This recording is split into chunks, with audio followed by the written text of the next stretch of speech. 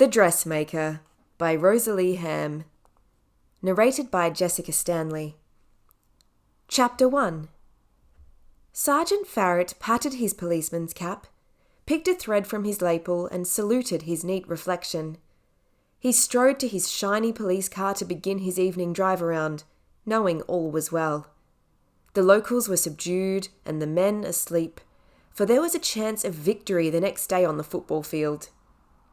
He stopped his car in the main street to peruse the buildings, silver-roofed and smoky.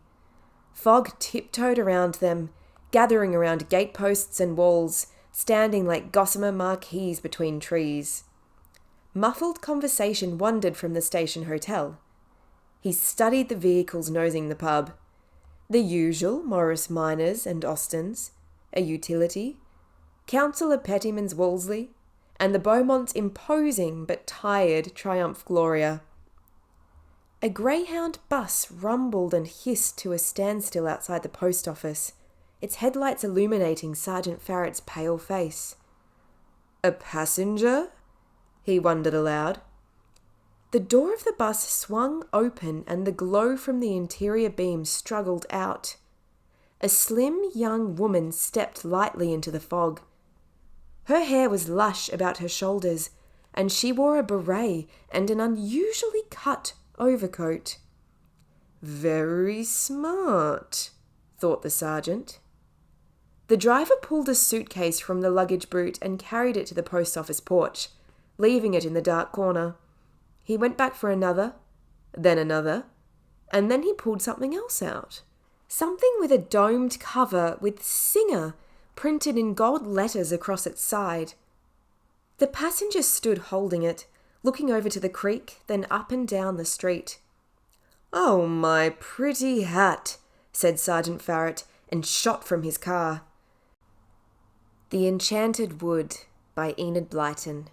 Read by Jessica Stanley. Chapter 1. How They Found the Magic Wood. There were once 3 children called Jo, Bessie and Fanny. All their lives they had lived in a town, but now their father had a job in the country, so they were all to move as soon as ever they could. "What fun to be in the country," said Jo. "I shall learn all about animals and birds." "And I shall pick as many flowers as I want to," said Bessie. "And I shall have a garden of my own," said Fanny. When the day came for the move, all the children were excited. A small van came to their door and 2 men helped their father and mother to pile everything into it.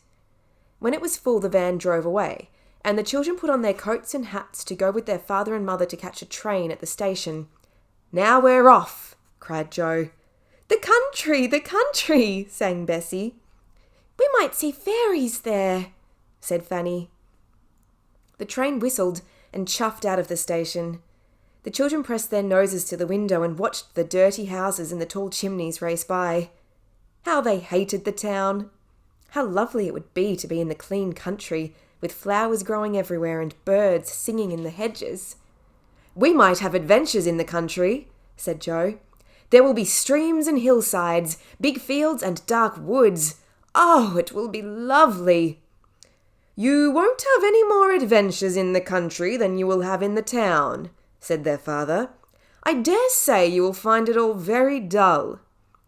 But that's where he was quite wrong. My goodness, the things that happened to those 3 children. Better Than Before by Gretchen Rubin. Narrated by Jessica Stanley. Introduction. Decide not to decide.